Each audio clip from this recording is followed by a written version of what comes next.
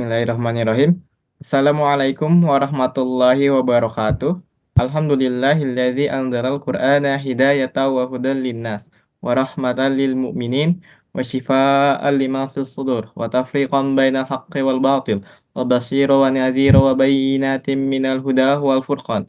Allahumma shalli wa sallim wa barik ala Muhammadin wa ala alihi wa sahbihi ajma'in. Halo, selamat malam pemirsa Pakna Channel dimanapun kalian berada.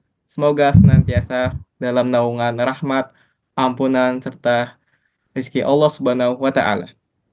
Pada malam ini, seperti biasa, kita akan membahas sebuah isu yang kali ini kita akan membahas, yaitu mengenai Bandara Kertajati. Makanya, kita mengangkat topik yang berjudul RI tawarkan Bandara Kertajati ke Uni Emirat Arab mau obral, tanda tanya. Dan kali ini kita akan ditemani oleh Ustadz Muhammad Baikuni Syihab yang alhamdulillah sudah hadir di tengah-tengah kita. Sebelumnya saya sapa dahulu beliau. Assalamualaikum warahmatullahi wabarakatuh. Apa kabarnya Ustadz Baikuni? Waalaikumsalam warahmatullahi wabarakatuh. Mas Laka Zikra. Alhamdulillah malam ini kabar baik. Semoga Mas Zikra juga kabar baik dan para pemirsa juga dalam keadaan baik. Insyaallah, amin. Baik. Nah, langsung saja ya, Ustadz, daripada kita berpanjang kalam lagi, silakan penjelasan Ustadz nih. Kita simak bareng-bareng penjelasan Ustadz mengenai Bandara Kertajati yang hendak ingin dijual nih. Oke, silakan Ustadz. Baik, Assalamualaikum warahmatullahi wabarakatuh.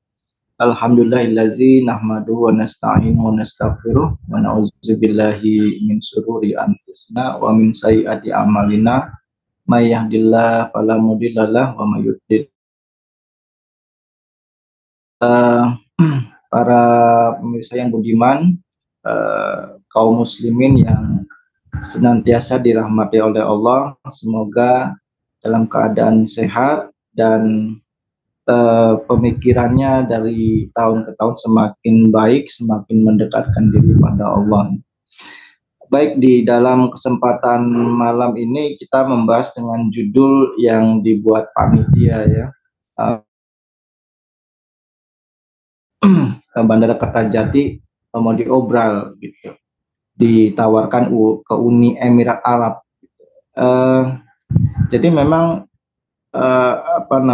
judul tersebut memang nampaknya didapat dari berita ya, terkait dengan kunjungan Menteri Perhubungan Pak Budi Karya Sumadi ke Uni Emirat Arab dengan Menteri Energi dan Infrastruktur Uni Emirat Arab, Syekh Suhail Muhammad. Itu di berita di tanggal 25 November 2023, sekitar sebulan yang lalu, hampir sebulan yang lalu ya. Jadi perlu diklarifikasi bahwa Menteri Perhubungan itu ke Uni Emirat Arab bertemu dengan menteri di Uni Emirat Arab itu dalam rangka memang menawarkan ya, baru menawarkan menjadi mitra strategis pengembangan bandara. Jadi tidak sebagaimana kasus-kasus di dalam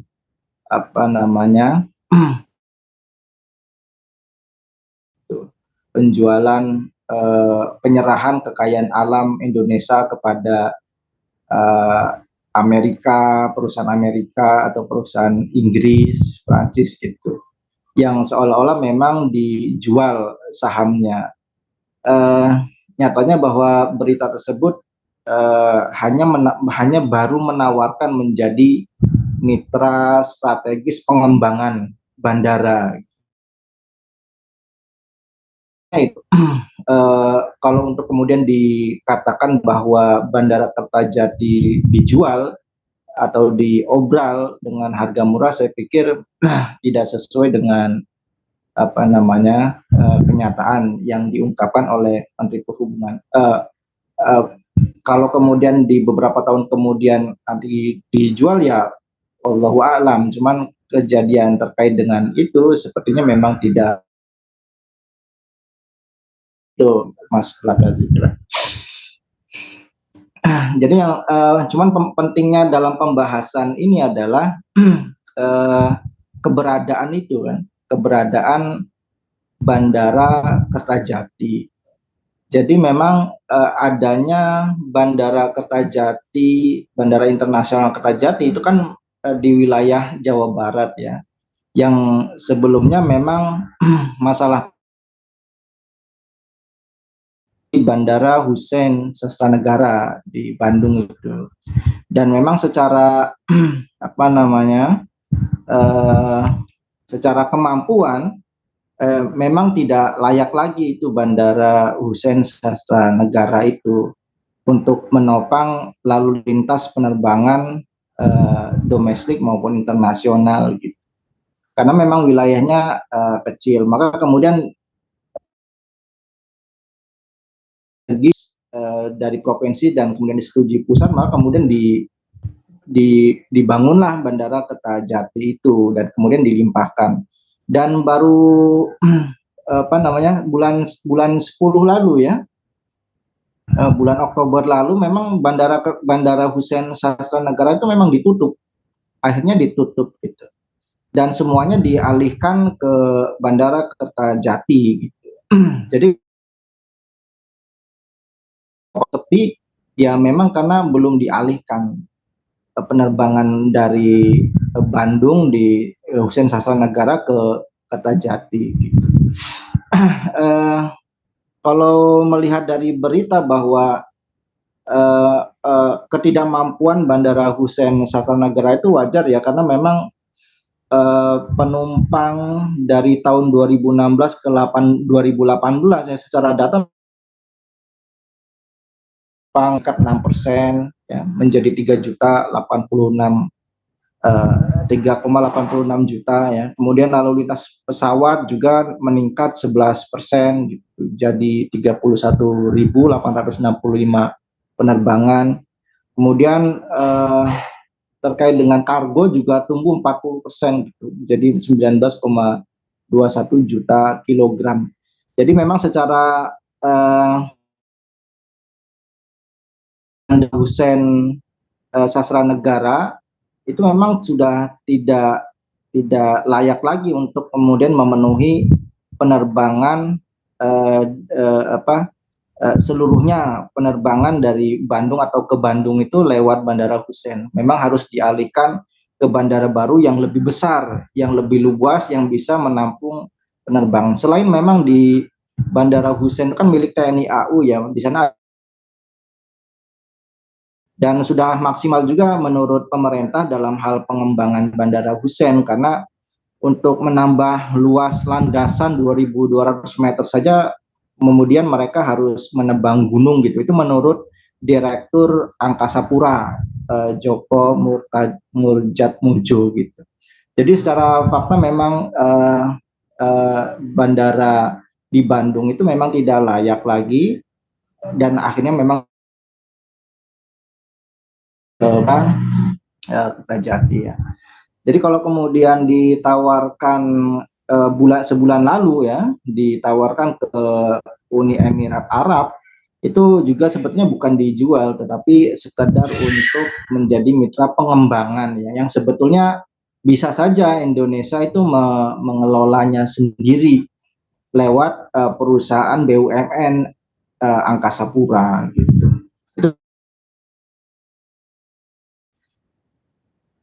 Saya kembalikan Mas Zikra. Baik. Lalu apakah menurut Ustadz pengelolaan yang diserahkan kepada pihak investor asing ini adalah langkah yang tepat? Karena kan kita melihat ya, salah satu dampak dari mitra pengembangan ini adalah adanya penyerahan saham ya yang ada dalam penawaran dari pihak Kementerian Perhubungan gitu, Ustadz. Ya,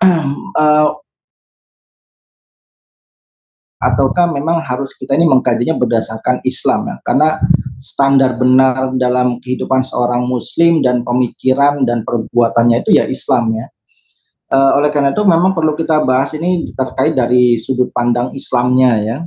Jadi eh, apa namanya, eh, perlu diketahui terkait dengan konsep Islam terkait masalah kepentingan umum ya. Jadi kalau bandara itu kan memang tidak bisa kemudian di setiap jalanan pesawat itu turun kan.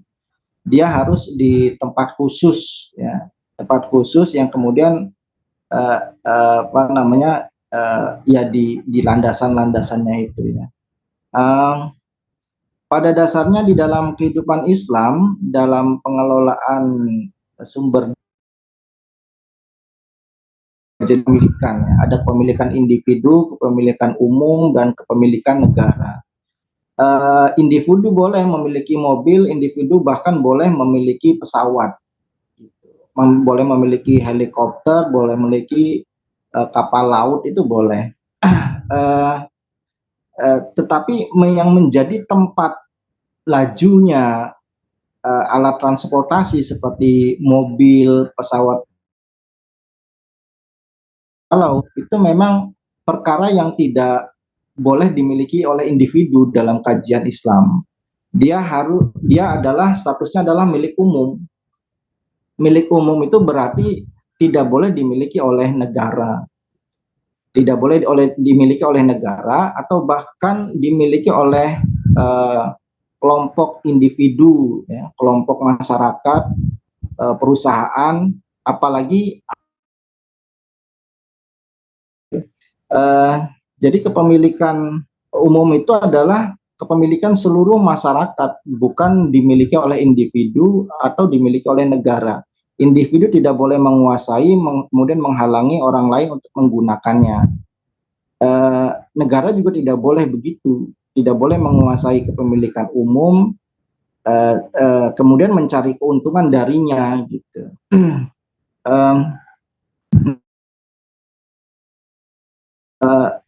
Tempat lajunya pesawat itu ya sama sebagai tempat lajunya mobil ya, jalanan. Nah, kalau pesawat itu ya yang mengelola tempat perjalanan umum pesawat itu ya bandara. Nah, bandara ini seharusnya memang statusnya milik milik umum, seharusnya milik umum. Nah, kita ketahui bahwa saat ini pengelolaannya itu memang dikuasai PT Angkasa Pura, itu BUMN gitu. Uh, ini kan sama sebagaimana kekayaan alam Indonesia, kekayaan alam barang tambang gitu, minyak itu kan sebetulnya milik umum. Tidak boleh kemudian negara menguasainya untuk kemudian mengambil profit daripadanya. Uh, demikian juga jalan gitu. Umum, negara hanya sebagai pengelola. Artinya kekayaan alam Indonesia seperti minyak itu ya milik umum, tetapi negara gitu yang mengelolanya. Tetapi bukan berarti negara yang menguasai dan mengambil keuntungan daripadanya. Hanya sekedar mengelola hingga bisa membuat minyak mentah itu bisa dikonsumsi oleh masyarakat menjadi minyak yang bertugas tetapi tidak mengambil keuntungan daripadanya. Nah, kita ketahui dalam masalah pengelolaan bandara itu kan yang mengelola adalah BUMN dan dikuasai oleh negara. Negara mengambil keuntungan daripadanya. Eh, laporan laporan berita bahwa Angkasa Pura itu memang dia mendapatkan keuntungan ya. Kalau misalkan tahun 2000 Juli kemarin itu sekitar 488 miliar kalau nggak salah itu ya, 488 miliar. Itu keuntungan dari Angkasa Pura yang kemudian keuntungan itu diberikan pada negara, berarti menjadi milik negara kan sebetulnya. Memang milik negara, negara mengambil keuntungan daripadanya, entah itu dari penumpang yang masuk ke bandara maupun dari swasta yang punya pesawat yang kemudian fasilitas umum berupa landasan pesawat.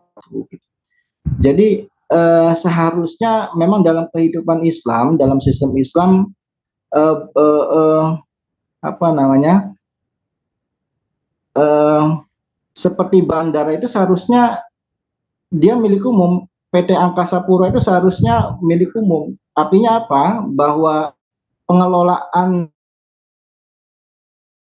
melaporkan keuntungan nol, kerugian juga nol.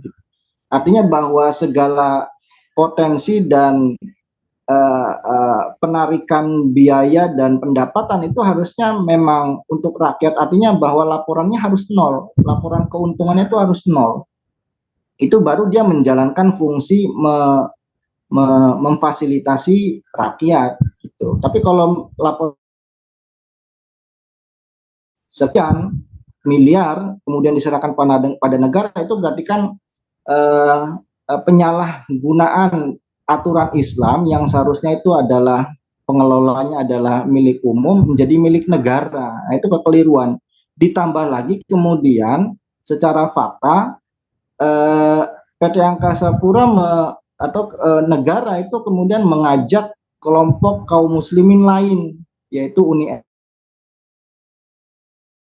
sama, dan kemudian bagi hasil. Nah, ini lebih keliru lagi gitu. Termasuk fasilitas yang menghubungkan antara Bandara Kertajati dengan apa namanya lokasi masyarakat tinggal di Jawa Barat itu ya, yaitu keberadaan jalan tol. Nah, kita ketahui juga jalan tol itu kan yang menghubungkan kan maksudnya milik umum kan, ya. Jalanan itu milik umum, jalan tol itu seharusnya milik umum, tapi kita ketahui bahwa jalan tol itu dikuasai oleh perusahaan negara, Jasa Marga. Bahkan bukan hanya perusahaan negara, perusahaan swasta juga ikut-ikutan menguasai jalan tol yang seharusnya itu milik umum ya. Apa dalilnya? Dalilnya ya Imam Ahmad ya, dari Aisyah ya, yang kemudian bertanya, ya Rasulullah, ala nabniya laka baitan bimina yaziluka minasamsi. Ya Rasulullah, apakah tidak kami buatkan aja sebuah rumah untukmu di Mina, Mina tempat prosesi haji itu, yang melindungimu dari terik matahari gitu. Apa jawab Rasulullah? Lah, Mina munahun man sabako. Tidak, Mina dulu sampai. Jadi ada tawaran kepada kepada Nabi Muhammad dalam negara Madinah itu, ada kepemilikan khusus buat Rasulullah, tapi Rasulullah tidak mau. Kenapa? Karena secara aturan dari Allah bahwa Mina itu tempat bagi siapa saja yang dulu sampai ke sana. Itu tempat umum yang menjadi milik siapa saja yang dulu. Tapi jalan tol, kemudian jalan landasan pesawat, itu adalah tempat bagi siapa saja yang menggunakannya. Ya, maka itu milik umum. Pengelolanya juga harus itu adalah milik umum. Pengelolanya adalah Angkasa Pura, Jasa Marga. Itu seharusnya perusahaan-perusahaan yang menjadi milik umum. Laporan keuangannya harus nol. Dan kerugiannya juga diusahakan nol. Artinya bahwa seharusnya itu milik umum. Negara tidak memungut tarif jalan tol ya, apalagi di tahun 2023 ini menjelang apa namanya Idul Fitri, Lebaran besok ya. Seperti saya tinggal di Jogja ke dari tol Solo Semarang udah naik gitu, yang biasanya 75 sekarang jadi 9. Dinaikkan rakyat kan jadi mau nggak mau tetap menggunakannya, dan kemudian untung besarlah itu perusahaan Jasa Marga itu. Dan kita ketahui dari laporan keuangan Jasa Marga itu tahun 2023 kuartal ketiga itu laporan keuangannya menghasilkan keuntungan 5 triliun. Jadi setahun tuh bisa sekitar 10 atau 15 triliun keuntungan yang seharusnya itu adalah perusahaan milik umum, tapi kita ketahui bahwa Jasa Marga itu kan perusahaan milik negara, berarti ada kepemilikan umum menurut Islam yang disalahfungsikan oleh negara, dimiliki oleh dirinya, dimiliki oleh negara, dan negara mendapatkan keuntungan dari itu, dari hasil menarik biaya dari rakyat itu. Nah, itu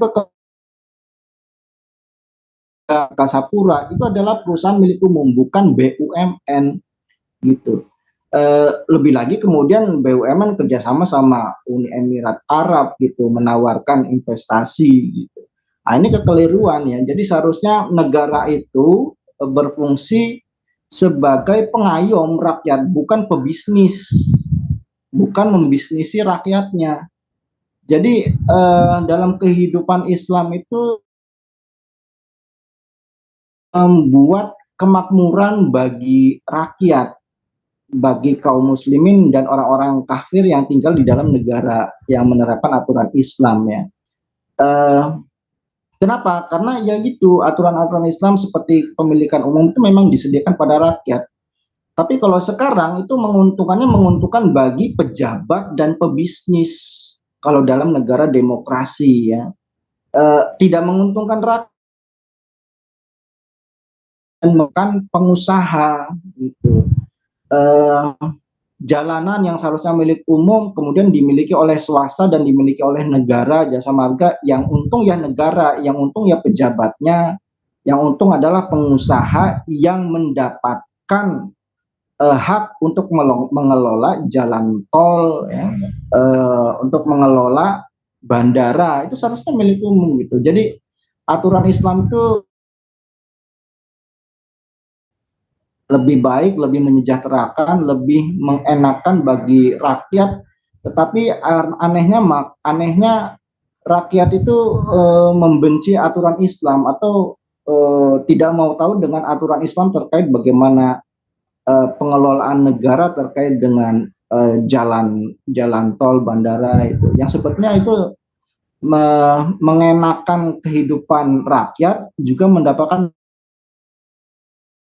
ridho dari muslimin saat ini itu malah uh, uh, bisa dikatakan tidak menghendaki aturan Allah, dan pejabat-pejabatnya yang terutama politisi ini yang kemudian me, me, mengalihkan perhatian umat terhadap aturan Islam dengan berbagai macam cara itu yang membuat rakyat menjadi tidak tahu. Saya pikir itu, Mas Lakazikra. Nah, semisalnya infrastruktur yang bersifat kepemilikan umum tadi kayak bandara, kemudian juga jalan tol yang tidak boleh dikomersialisasi ya dalam Islam. Lalu untuk pembiayaan agar jalan tol seperti biaya operasional itu ya apa berjalan itu lewat gimana tuh Ustaz pendanaannya kan kalau nggak boleh komersialisasi. Ya, jadi bandara itu harusnya bukan BUMN ya, tapi BUMU ya, Badan Usaha Milik Umum, bukan badan usaha milik negara. Jasa Marga juga seharusnya badan usaha milik umum, bukan badan usaha milik negara. Dan laporan keuangan badan usaha milik umum itu harusnya nol ya, harusnya nol. Nah, kalau laporan keuangannya nol berarti kan sebetulnya biayanya bisa tertutupi gitu. Walaupun mereka tidak mendapat fakta mereka mendapatkan keuntungan yang besar itu PT Jasa Marga itu kuartal ketiga ini mereka mendapatkan keuntungan 5 triliun gitu. Berarti yang dibayar oleh rakyat pengguna jalan tol itu pada dasarnya jauh melebihi dari apa yang dibutuhkan terkait dengan perawatan, terkait dengan biaya perawatan jalan tol. Dari mana pembiayaannya? Ya maka boleh saja Jasa Marga itu menarik biaya dari rakyat, tapi sebatas untuk biaya perawatan, sebatas untuk biaya perawatan. bukan biaya perawatan plus keuntungan yang mereka harapkan. Jadi sekedar menarik tarif tol sekedar untuk menutupi lebih gitu ya. Atau bahkan menggratiskannya sama sekali itu lebih baik lagi ya. Menggratiskannya sama sekali itu berarti memang dia tidak menarik tarif tol sama sekali. Lalu dari mana biaya perawatan? Ya maka biaya perawatan jalan umum atau jalan tol itu sama sebagaimana bagaimana negara itu menggaji guru kan. Dari mana sumbernya? Ya kalau sekarang itu mereka dari pajak. Nah dalam Islam itu tidak ada pajak gitu, tidak ada pajak. Lalu dari mana?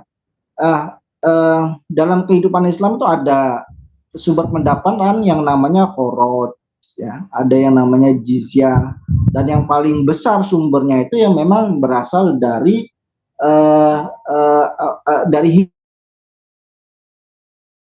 hima, yaitu kebolehan negara menguasai sebagian dari kepemilikan umum untuk membiayai operasional negara yang dibutuhkan. Gitu.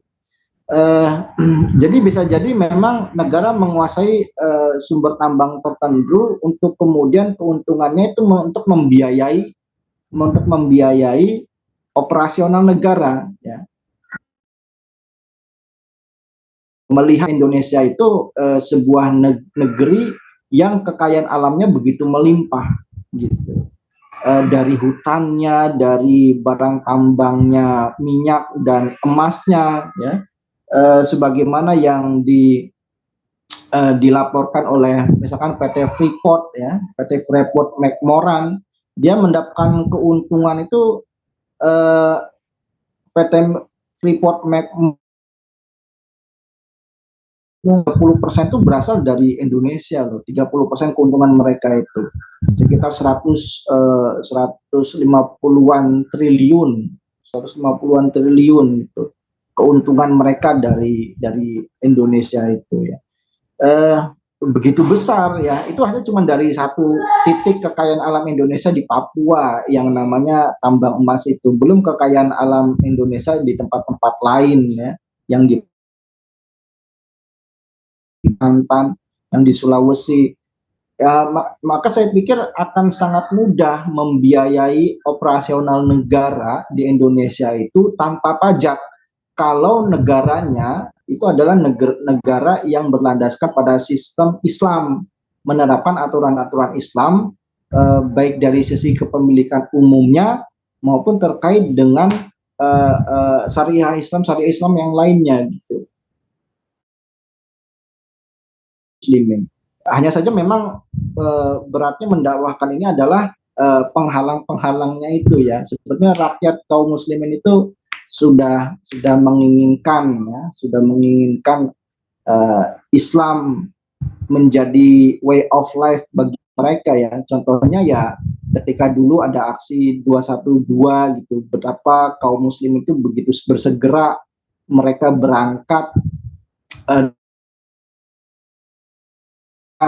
saudara-saudaranya yang berangkat dari daerah ke Jakarta. Nah itu kan semangat keislamannya tinggi ya. Tetapi ya penguasanya ini yang kemudian berusaha menghalang-halangi masyarakat atau kaum muslimin dalam berislam secara kafah. Nah, kita tahu kemarin terkait dengan aksi Palestina ada aturan yang masyarakat itu membawa bendera lain kecuali bendera Indonesia sama Palestina. Artinya melarang bendera Liwa Roya, benderanya Rasulullah yang menurut hadis itu adalah bendera Rasulullah itu dilarang. Nah, ini kan berarti memang penguasa itu tidak menghendaki nuansa-nuansa Islam, kembalinya kaum muslim pada Islam yang kafah gitu. Oleh karena itu memang beratnya di situ. Kita tetap harus menyadarkan kaum muslimin untuk kembali kepada Islam, bukan hanya bukan hanya untuk kepentingan kita mendapatkan pahala dari menyiarkan Islam, tapi juga memang untuk kemaslahatan kaum muslimin, untuk kemaslahatan manusia, bahwa mereka itu akan hidupnya akan makmur, akan mudah kehidupan itu terkait dengan ekonomi dan segala macamnya kembali syariah Islam. Begitu Mas Labda Zikira. Nah, baik. Kembali ke topik penawaran Bandara Kertajati ini, apakah menurut Ustadz dari wacana ini akan kemudian dieksekusi? Mengingat banyak sekali ya aset-aset negara yang statusnya itu tadinya kepemilikan umum, tapi oleh negara diklaim menjadi aset kepemilikan negara gitu, Ustadz. Menurut Ustadz bagaimana? uh, Kedepannya, karena ini kan baru wacana ya, bahwa mereka menawarkan kerjasama, dan bisa jadi memang ada penjualan total gitu, bandara kepada investor, itu bisa jadi kalau kemudian nanti penguasanya lebih error dari sekarang ya.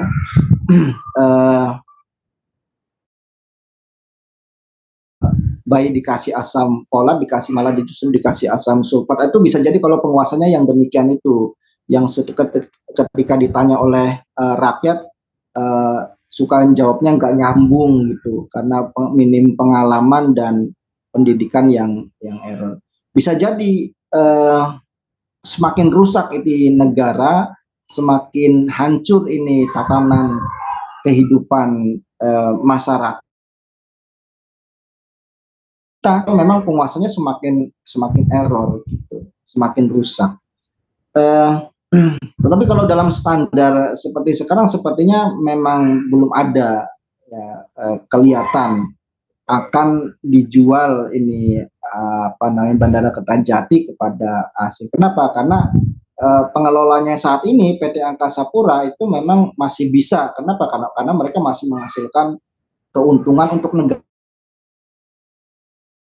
Islam.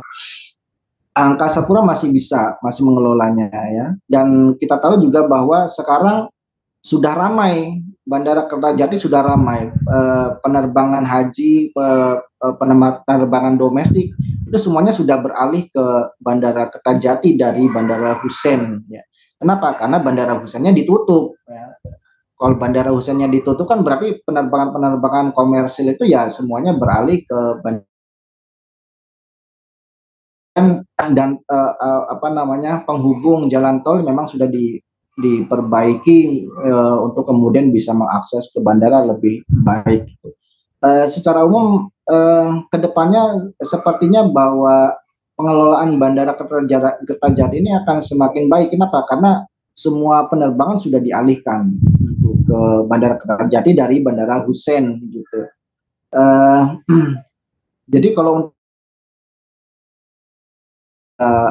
rugi pengelolaan, saya pikir tidak gitu, kecuali penguasanya saat ini yang sudah rusak kemudian berganti tahun 2024 pemilu, menjadi penguasa yang lebih rusak, yang cuman bisa gemoy-gemoyan, apalagi wakilnya yang cuman bisa pelongo gitu, ditanya apa jawab apa, itu bisa jadi semakin rusak.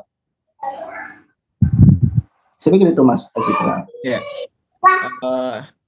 saya rasa sudah jelas ya poin dari topik ini terjawab gitu kan, dari ternyata masih dalam tahap penawaran gitu, belum menjual. Tapi ada indikasi ya ke arah sana ya, menjual. Dan kemudian tadi Ustadz Baikuni juga setelah menjelaskan bahwasanya adanya mispersepsi ya, mengenai pemahaman antara kepemilikan umum dengan kepemilikan negara gitu. Akhirnya membuat negara ini sewenang-wenang aja gitu kan, selayaknya bisnis gitu, menjadikan negara ini jadi bisnis gitu. Nah kemudian Ustadz, untuk closing statementnya nih, kira-kira ada gak nih solusi biar apa berita-berita kayak gini tuh nggak muncul lagi, karena kan sering banget ya saya dengar itu ya, kayak penjualan aset, itu aset aset negara mau dijual lah ke asing gitu kan, atau kayak penanaman modal segala macam. Ya, silakan Ustaz. Solusinya ya kita harus selalu menasehati kepada umat terus menerus. Adapun perkara-perkara yang kemudian setelah kita melakukan kewajiban kita kepada Allah untuk kemudian menasehati kaum muslimin, kemudian ada sesuatu yang terjadi di luar itu, maka ya memang itu adalah qadarullah ya. Menyampaikan nasihat kepada penguasa terkait dengan aturan Islam yang lebih baik, menyampaikan nasihat kepada kaum muslimin untuk aturan Islam yang bisa memberikan kehidupan yang lebih baik, itu tetap terus kita lakukan. Kita terus mengajak kepada kaum muslim untuk kembali pada aturan Islam, khususnya dalam masalah ini adalah ekonomi Islam, tapi ekonomi Islam yang bukan sekedar lembaga keuangan Islam ya, tetapi bagaimana negara harus mengelola jalan, bagaimana negara harus mengelola bandara, dan negara harus mengelola bumi dengan aturan Islam. Itu harus kita sampaikan kepada penguasa maupun rakyat, sehingga sampai pada titik rakyat itu sendiri yang tidak lagi percaya kepada penguasa dan menginginkan aturan Islam dan sistem Islam kembali menjadi sistem yang diterapkan di tengah-tengah kehidupan. Dan secara pribadi dalam siaran ini saya juga mengajak pada seluruh kaum muslimin untuk kembali pada Islam supaya dunianya nikmat, akhiratnya pun selamat ya. Kalau dunianya rusak gara-gara tidak menerapkan aturan Islam, maka di akhirat kita juga akan celaka oleh Allah, sedangkan kita nyatanya tidak mengikuti apa yang diperintahkan oleh Allah selama kehidupan di dunia, maka kemudian celaka. Nauzubillah min dzalik. Demikian Mas Al-Fazifah. Jazakumullah khairan katsir kepada Ustadz Muhammad Baikuni Syihab atas diskusi yang menarik ini. Dan kami juga mengucapkan terima kasih banyak kepada para pemirsa yang telah setia menonton hingga akhir. Nantikan juga diskusi-diskusi yang tak kalah jauh menarik dari malam ini.